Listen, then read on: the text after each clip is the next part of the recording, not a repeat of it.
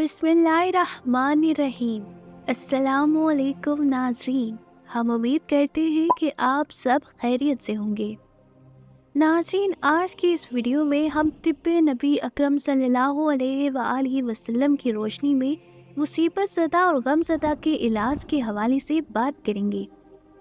अल्लाह ताला ने कुरान मजीद में इरशाद फरमाया, ए रसूल, आप इन लोगों को खुशखबरी सुना दीजिए जिन पर जब कोई मुसीबत आती है तो कहते हैं कि हम अल्लाह ही के लिए हैं और इसी की तरफ लौट कर जाने वाले हैं। यही लोग हैं जिन पर इनके रब की खास रहमतें और आम रहमत है, और यही लोग दर हकीकत हिदायत याफ्ता हैं।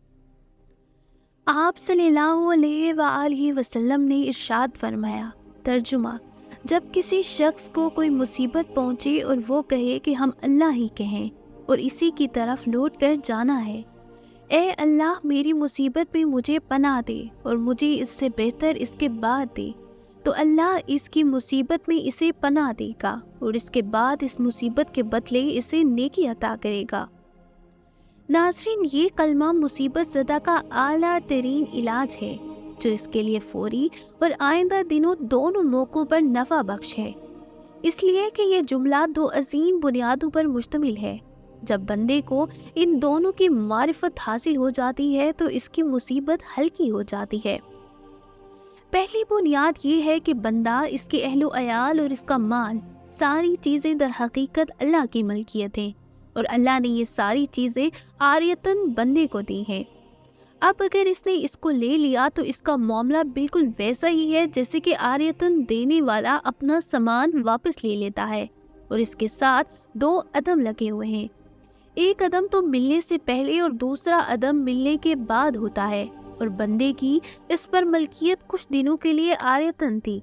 इस बंदे ने इसको अदम से वजूद नहीं बख्शा कि वो दर हकीकत इसकी मलकियत होती, और ना इसके वजूद की वो तमाम आफतों से इसकी हिफाजत करता है, और ना इसके ऊपर इसके वजूद को बरकरार रखने की जिम्मेदारी है। इसलिए इसकी इसमें कोई तासीर नहीं और ना ही मलकियत हकीकी है। दूसरी बुनियाद ये है कि बंदे की सारी तगोदो अपने मौलाए हकीकी ही तक है, इसलिए ज़रूरी है कि वो दुनिया में अपने पीछे अपना नाइब छोड़कर अपने रब के पास तन तन्हा आए, जैसा कि अल्लाह ने इसे पहली बार भेजा था। इसके पास इस वक्त अहलो अयाल, खानदान और माल न था, सिर्फ इसके पास नेकियां और बुराइयां होंगी। जब इंसान की इब्तदाइयों में है और इसकी इंतहा ये है तो इसे किसी मौजूद चीज़ से मुसरत और गुमशुदा सामान पर नाउमीदी और मायूसी क्यों होती है। चनांचे इरशाद बारी ताला है, तर्जुमा, कोई मुसीबत न दुनिया में आती है और न ख़ास तुम्हारी जानों में है, मगर वो एक किताब में लिख दी गई क़बल इसके कि हम इन जानों को पैदा करें। ये अल्लाह के नज़दीक आसान काम है ताकि तुम इस चीज़ से जो तुमसे फोत हो गई रंजीदा न हो जाओ, और जो चीज़ तुमको अता की गई है इस पर अतराने ना लगो, और अल्लाह ताला किसी अतराने वाले शेखीबाज को पसंद नहीं करता। इसका एक इलाज ये भी है कि वो ये देखे कि इसे क्यों ये मुसीबत पहुंची, और वो देखेगा कि अल्लाह ने इस जैसे बहुतों को बाकी रखा या जो इससे अफजल था। अगर इसने मुसीबत पर सब्र और रज़ा से काम लिया तो इसके लिए जमा पूंजी जमा कर दी तो इस मुसीबत की अफ्ताद से कई गुना बड़ी चढ़ी है, क्योंकि अगर अल्लाह चाहता तो इससे भी बड़ी अफ्ताद में गिरफ्तार कर सकता था। इसका इलाज ये भी है कि अपनी आतिश मुसीबत को अहले मसाइब पर हमदर्दी का इजहार करके ठंडी करे, और ये बखूबी जान ले कि हर वादी में बनु साद हैं।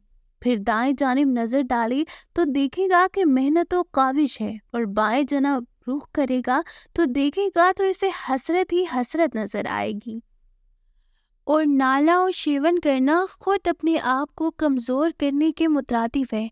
जब इसने शब्र सकीब से काम लिया तो शैतान को इसने हंसता कर दिया और इसे नामुराद लुटा दिया, और अपने रब को राज़ी और अपने दोस्त को खुश कर लिया, और दुश्मन को तकलीफ़ पहुंचाई और अपने भाइयों का बार हल्का कर दिया, और इसने इनको ऐसे मौक़ों पर तसल्ली दी जबकि लोग इसे तसल्ली देते।